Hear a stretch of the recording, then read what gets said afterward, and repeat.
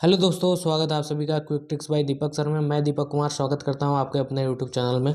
दोस्तों, आज से आपका ग्राम पंचायत अधिकारी का अति महत्वपूर्ण क्वेश्चन का सीरीज स्टार्ट होने वाला है, जिसमें कि पहले हम पंचायती राज को देखेंगे। पंचायती राज का आज प्रैक्टिस सेशन है। इसके बाद आपका आपका कंप्यूटर एंड उत्तर प्रदेश विशेष के बारे में भी आपका यहाँ पे प्रैक्टिस होने वाला है दोस्तों। तो चलिए वीडियो को स्टार्ट करते हैं। यहाँ पे अगर वीडियो में आप नए हैं तो वीडियो को लाइक कर लेंगे दोस्तों, वीडियो को लाइक कर लेंगे एंड चैनल को सब्सक्राइब कर लेंगे दोस्तों, एंड अपने दोस्तों के पास शेयर भी कर देंगे। और इसे अच्छे से आपको शुरू से लेकर लास्ट तक देखना है और क्वेश्चनों के लेवल को देखना है और आपको प्रैक्टिस करना है।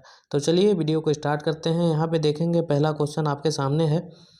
पहला क्वेश्चन है दोस्तों, किस अभिलेख से चोलकालीन स्थानीय स्वशासन की जानकारी मिलती है? तो आपके जो इसका आंसर हो जाएगा उत्तर मेरूर अभिलेख। उत्तर मेरूर अभिलेख से आपके चोलकालीन स्थानीय स्वशासन की जानकारी आपको मिलती है। दोस्तों, चोलकालीन स्थानीय स्वशासन जो थी, चोलकालीन स्थानीय स्वशासन थी, इसकी जो स्थापना की थी दोस्तों, इसकी स्थापना आपके परांतक ने की थी। चोलकालीन जो साम्राज्य था उसकी स्थापना परांतक ने की थी। तो इसे भी आपको ध्यान रखना है कि इसकी स्थापना किसने की थी, तो परांतक ने की थी। चलिए दोस्तों, नेक्स्ट क्वेश्चन देखेंगे कि चोल अभिलेखों में कितने प्रकार के ग्राम सभाओं का उल्लेख मिलता है। पूछा है चोल अभिलेख में कितने प्रकार के ग्राम सभाओं का उल्लेख मिलता है। इसके ऑप्शन है 4, 5, 3 या 2। तो इसका आंसर हो जाएगा चोलकालीन जो अभिलेख था उसमें 3 प्रकार के ग्राम सभाओं का उल्लेख मिलता था दोस्तों। तो पहला जो था आपका, पहला था इसमें उर था, पहला उर, दूसरा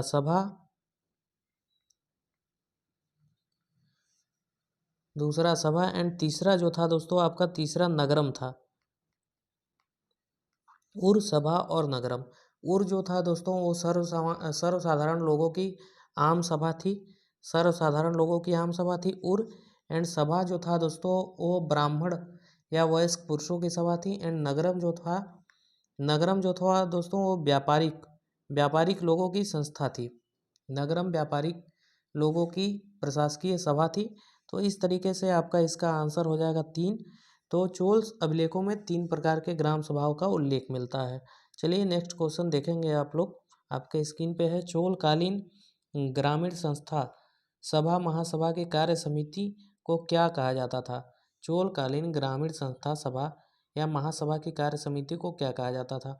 इसमें ऑप्शन है वारियम, कोइलवारियम एंड वरी पेरुमक्कल एंड उपरोक्त में से कोई नहीं। तो इसका आंसर आप लोगों को देना है।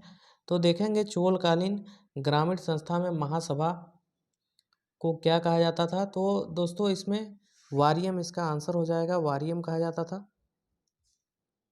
चोलकालीन ग्रामीण संस्था की कार्य समिति को वारियम कहा जाता था दोस्तों। इसका अर्थ था, तमिल में इसका अर्थ आय होता था। वारियम का तमिल में अर्थ दोस्तों आय होता था।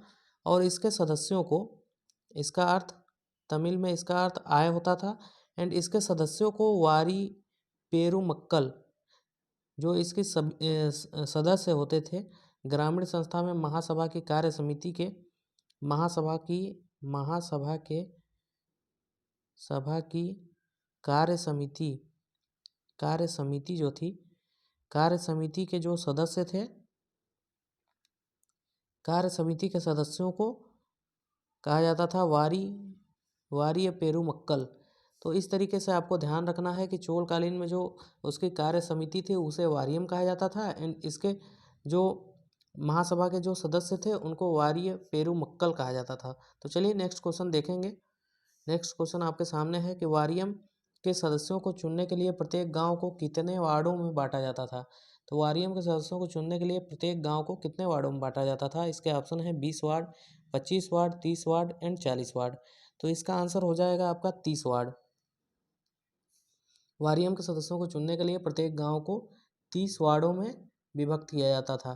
प्रत्येक वार्ड के लिए कुल 30, इसके लिए प्रत्येक वार्ड के लिए जो चुनाव होते थे उसमें 30 सदस्य भी चुने जाते थे। प्रत्येक वार्ड के लिए एक सदस्य, तो इस प्रकार से 30 सदस्य आपके चुने जाते थे इसमें।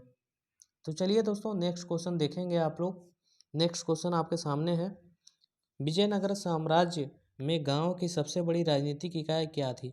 विजयनगर साम्राज्य में गांव की सबसे बड़ी राजनीतिक इकाई क्या थी? तो विजयनगर साम्राज्य में देखेंगे कि गांव की सबसे बड़ी राजनीतिक इकाई जो थी वो नाडू थी दोस्तों। नाडू थी। नाडू के सदस्यों को आपका नवात्तर कहा जाता था, नातवार कहा जाता था। नाडू के सदस्यों को नातवार कहा जाता था। तो इस प्रकार से आपको याद रखना है कि विजयनगर साम्राज्य में गांव की सबसे बड़ी जो इकाई थी उसे तो नाडू कहते थे, एंड इसके जो सदस्य थे उनको नातवार कहते थे। और आपको जैसा कि पता होगा विजयनगर साम्राज्य के जो संस्थापक थे, विजयनगर साम्राज्य के संस्थापक कौन थे? तो विजयनगर साम्राज्य के संस्थापक आपके जो थे वो हरिहर और बुक्का।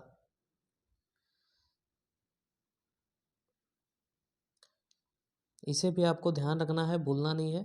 तो चलिए दोस्तों नेक्स्ट क्वेश्चन देखेंगे। आपके सामने नेक्स्ट क्वेश्चन है, वैदिक काल में ग्राम का प्रशासनिक अधिकारी कौन होता था? तो देखेंगे वैदिक काल में ग्राम का प्रशासनिक अधिकारी कौन होता था? तो वैदिक काल में ग्राम का प्रशासनिक अधिकारी आपके सामने ग्रामणी होता था दोस्तों। वैदिक काल में ग्राम का प्रशासनिक अधिकारी ग्रामणी होता था।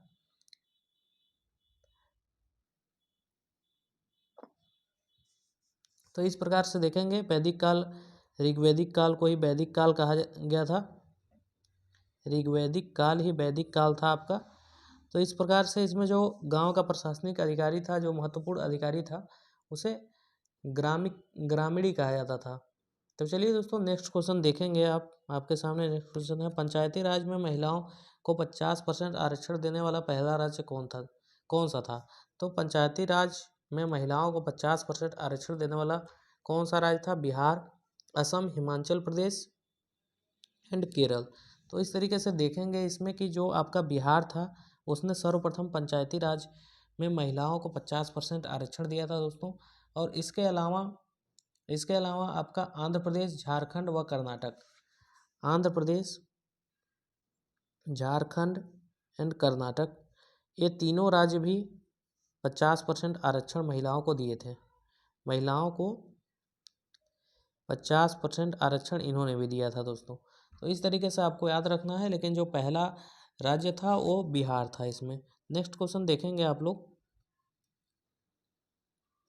नेक्स्ट क्वेश्चन पूछा है, पंचायती राज विषय किस सूची में आता है? तो दोस्तों पंचायती राज विषय आपका जैसा कि राज्य सूची में आता है, पंचायती राज विषय आपका राज्य सूची में आता है। पंचायती राज में दोस्तों देखेंगे कि पंचायती राज जो है आपके संविधान में 73वें संविधान संशोधन से जोड़ा गया है। 73वें संविधान संशोधन से आया है, जो कि भाग 9 में है। इसके बारे में आपको ये भी ध्यान रखना है, भाग 9 में है। इसमें जो आर्टिकल हैं दोस्तों कुल टोटल इसमें 16 आर्टिकल हैं। आर्टिकल 243 से 243 ओ तक। इस चीज़ को भी आपको ध्यान में रखना है कि पंचायती राज में आर्टिकल 243 से 243 ओ तक टोटल 16 अनुच्छेद हैं, जो कि 73वां संविधान संशोधन से भाग 9 में जोड़ा गया है। और अगर आपसे पूछा जाए कि पंचायती राज में कितने विषय हैं, तो पंचायती राज में 29 विषय टोटल हैं दोस्तों। ये भी आपको ध्यान में रखना है कि विषय टोटल 29 हैं। तो चलिए नेक्स्ट क्वेश्चन देखते हैं। नेक्स्ट क्वेश्चन देखेंगे आप लोग। पूछा है इसमें एक कथन वाला क्वेश्चन है, तो इसे आप लोग ध्यान से पढ़ेंगे।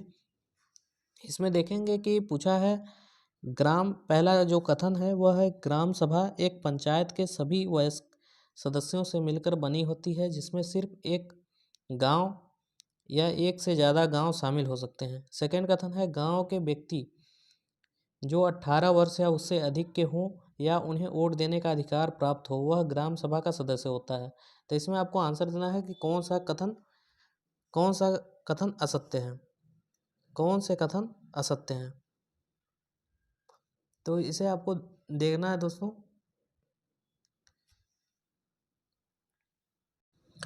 तो दोस्तों यहाँ पे देखेंगे आप लोग, क्वेश्चन को पढ़ेंगे ध्यान से। ग्राम सभा तो पहला कथन पर ध्यान देते हैं, ग्राम सभा एक पंचायत के सभी वयस्क सदस्यों से मिलकर बनी होती है जिसमें सिर्फ एक गांव या एक गांव से ज़्यादा लोग शामिल हो सकते हैं। बिल्कुल सही है दोस्तों।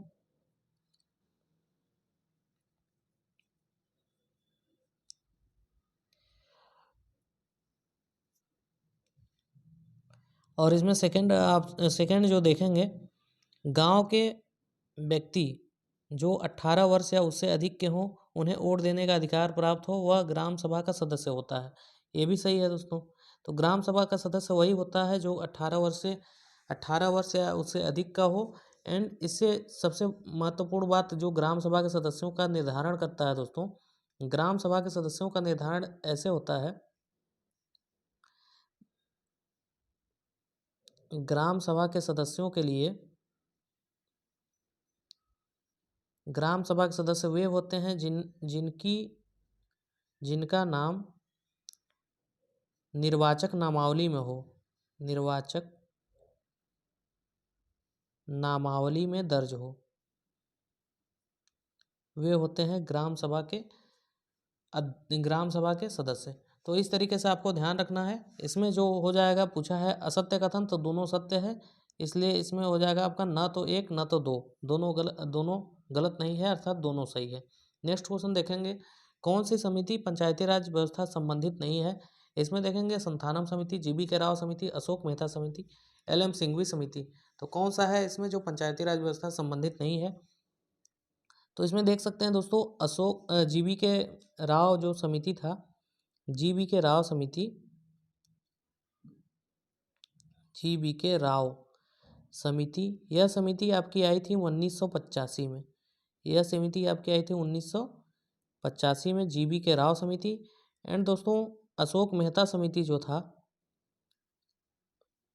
अशोक मेहता समिति, यह आया था 1977 में, जो कि द्विस्तरीय समिति था। And LM. सिंघवी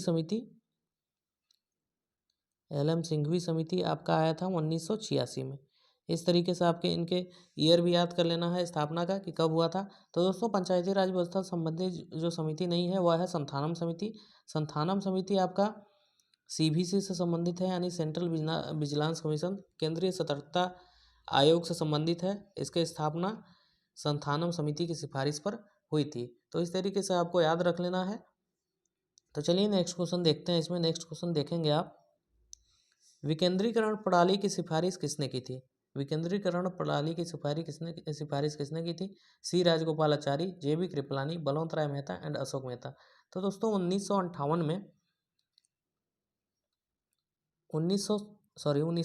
में बलवंत राय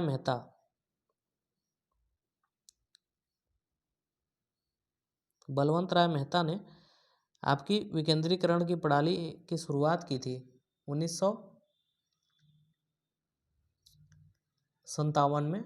और इसका जो रिपोर्ट पेश किया था इन्होंने त्रिस्तरीय पंचायती राज व्यवस्था का, इन्होंने 1958 में इसका रिपोर्ट प्रस्तुत किया था। 1957 में बलवंत राय मेहता समिति की गठन हुई थी। तो चलिए नेक्स्ट क्वेश्चन देखते हैं। नेक्स्ट क्वेश्चन देखेंगे, सामुदायिक विकास कार्यक्रम की शुरुआत कब हुई थी।